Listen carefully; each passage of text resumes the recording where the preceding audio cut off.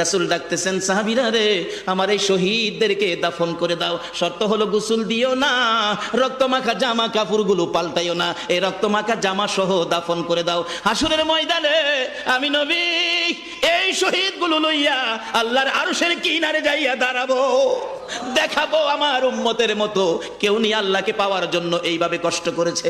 এবার দাফনের কাজ শুরু হলে কিতাব লেখে 69 জনের দাফন শেষ।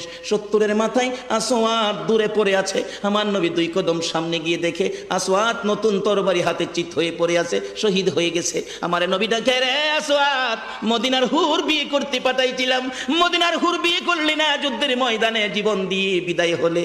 আসওয়াদ রে, নতুন তরবারিটা হাতে রে। আসওয়াদ একজন সাহাবী বলেন, হুজুর বিয়ের বাজার করতে এসে আপনি যুদ্ধে গেছেন, খবর পাইয়া বিয়ের বাজারে টাকা দিয়ে যুদ্ধের বাজার করেছে, আসওয়াদ শহীদ হয়েছে। আমার নবী ডাকে, মাবুদ, আমার আসওয়াদকে তুমি